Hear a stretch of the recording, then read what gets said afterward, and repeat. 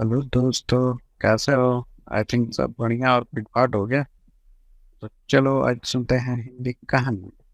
और बढ़िया लगे तो लाइक शेयर और सब्सक्राइब जरूर कर देना। तो चलो आओ सुन दो कहानी। जिससे इंसान को किसी भी लक्ष्य को हासिल करने की प्रेरणा मिलती है। किसी भी काम को करने के लिए हर व्यक्ति में अलग अलग क्षमता होती है। जिस व्यक्ति के अंदर जितना ज्यादा आत्मविश्वास होगा वो उतना ही जल्दी और आसानी से उस काम को कर लेगा। एक आत्मविश्वास से भरे व्यक्ति के अंदर अलग ही हाव भाव होते हैं।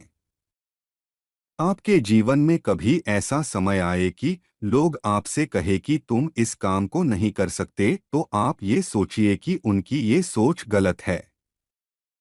हम सभी जानते हैं कि किसी भी काम को करने के लिए आत्मविश्वास बहुत जरूरी है। हम बिना इसके कुछ कर जिससे इंसान को किसी भी लक्ष्य को हासिल करने की प्रेरणा मिलती है। किसी भी काम को करने के लिए हर व्यक्ति में अलग अलग क्षमता होती है। जिस व्यक्ति के अंदर जितना ज्यादा आत्मविश्वास होगा वो उतना ही जल्दी और आसानी से उस काम को कर लेगा। एक आत्मविश्वास से भरे व्यक्ति के अंदर अलग ही हाव भाव होते हैं। आपके जीवन में कभी ऐसा समय आए कि लोग आपसे कहे कि तुम इस काम को नहीं कर सकते, तो आप ये सोचिए कि उनकी ये सोच गलत है। हम सभी जानते हैं कि किसी भी काम को करने के लिए आत्मविश्वास बहुत जरूरी है। हम बिना इसके कुछ कर हमें हर दिन अपने लिए थोड़ा सा ही सही समय निकलना चाहिए ताकि हम अपने बारे में कुछ सोच सके। इससे ये फायदा होगा कि हम अपने भविष्य में क्या क्या करना चाहते हैं और कितना काम हो गया है, कितना बचा है, आगे जो मौके मिलेंगे उनके लिए आप तैयार है या नहीं। ये सब बातें आपके आत्मविश्वास को बढ़ाने में मदद करेंगी। जब तक हम अपने बारे में नहीं सोचेंगे तब तक हमारे अंदर आत्मविश्वास की कमी रहेगी ही। हमारे रोजमर्रा की जिंदगी में हमारा व्यवहार और हमारी पहचान जीने का तरीका तय करता है, जैसे कि योगा, समय से उठना, समय से काम करना और अच्छा खाना पीना। ये सब हमारे दिमाग को शांत रखने में हमारी मदद करते हैं। अब सवाल यह है कि आत्मविश्वास जन्म के साथ ही आता है या समय के साथ आता है। तो इसका जवाब ये है कि आत्मविश्वास जन्म के साथ नहीं बल्कि ये हमारे अनुभव से आता है। हमने अपनी जिंदगी में समय के साथ साथ जिस भी क्षेत्र में जितना ज्यादा अनुभव हासिल किया होगा उस क्षेत्र में हमारा आत्मविश्वास स्वाभाविक रूप से ज्यादा होगा। अब मैं आप लोगों को एक कहानी सुनाता हूं जिससे पता चलेगा कि आत्मविश्वास में कितनी शक्ति होती है। आत्मविश्वास कैसे बढ़ाए। एक समय की बात है, एक राजा थे। वो शिकार पे गए थे। जब वो शाम को अपने राजमहल आए तो देखा कि एक बूढ़ा आदमी महल के बाहर बैठा था। ठंडी का दिन था तो उसकी हड्डियां ठंड से कांप रही थी। फिर भी वह ठंडी को बर्दाश्त कर रहा था। ये देख के राजा उस बूढ़े आदमी के पास गए और उससे पूछा, क्या आपको ठंडी नहीं लग रही है? उस आदमी ने जवाब दिया, ठंड तो लग रही है हुजूर, पर क्या करूं, मेरे पास गर्म कपड़ा नहीं है, इसलिए बर्दाश्त करना पड़ रहा है। तब राजा ने उस बूढ़े आदमी से कहा, रुको, मैं अंदर से कुछ गर्म कपड़े भेजवाता हूं। फिर राजा महल के अंदर गए और किसी दूसरे काम में व्यस्त हो गए और गर्म कपड़े भेजवाने के बारे में भूल गए। जब सुबह हुआ तो राजा को ये बात याद आई और वो तुरंत उस आदमी के पास माफी मांगने गए। पर वहां जाके उन्होंने देखा कि उस बूढ़े आदमी की लाश पड़ी हुई है और उसके थोड़ी ही दूर मिट्टी पे उसके उंगलियों से लिखे हुए कुछ शब्द थे। राजा साहब, मैं कई सालों से सर्दियों में इसी नाजुक कपड़े में रहता था और ना जाने कितनी कितनी ही सर्दियां आकर चली भी जाती थी और मैं बर्दाश्त कर लेता था। लेकिन कल रात आपके गर्म कपड़े के लालच ने मेरी जान निकाल दी। दोस्तों, इस कहानी आत्मविश्वास कैसे बढ़ाए से हमें ये सीखना चाहिए कि सहारे इंसान को खोखला कर देती है। दूसरों से उम्मीदें भी इंसान को कमजोर बना देती है। इसलिए हमें अपने आत्मविश्वास के साथ ही जिंदगी जीना चाहिए।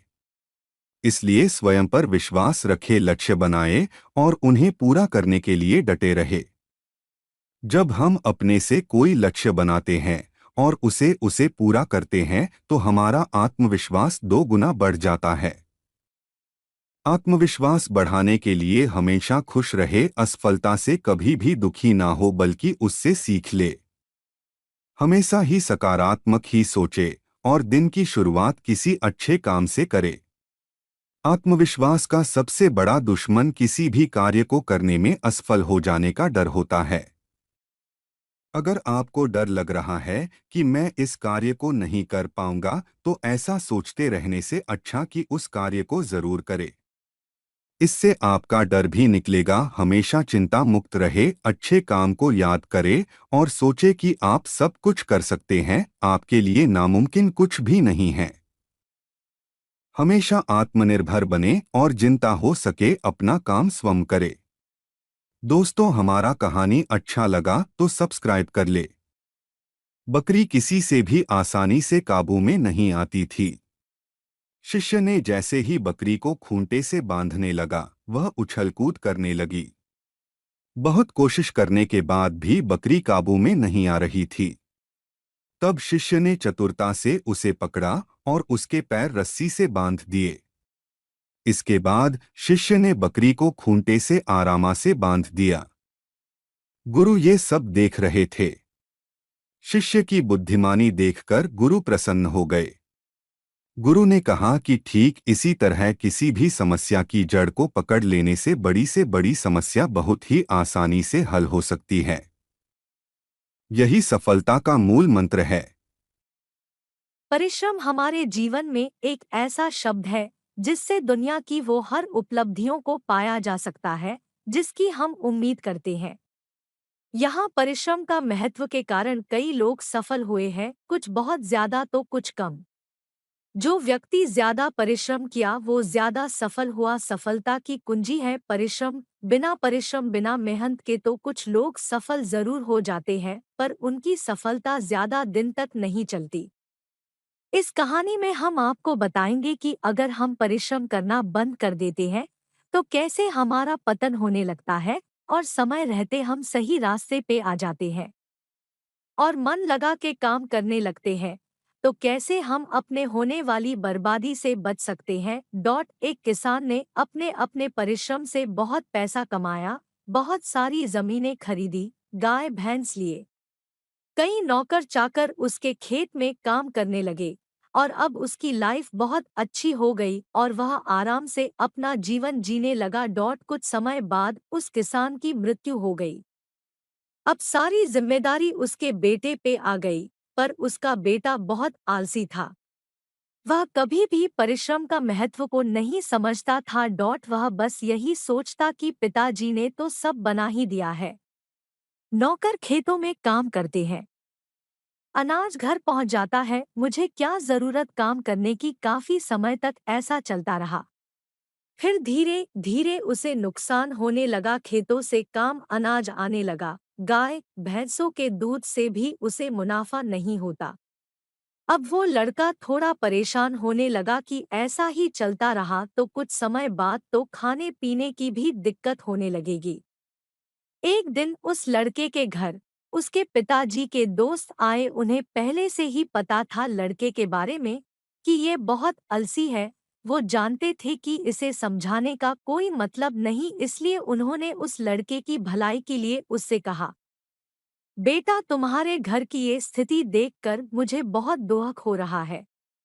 जब तुम्हारे पिताजी थे तो सब बहुत अच्छा चलता था, पर अब ये सब देख कि मुझे ऐसा लग रहा मैं वो उपाय तुम्हें भी बताऊं जो मैंने तुम्हारे पिताजी को बताया था, जिसके वजह से तुम्हारे पिताजी इतने अमीर बन गए थे।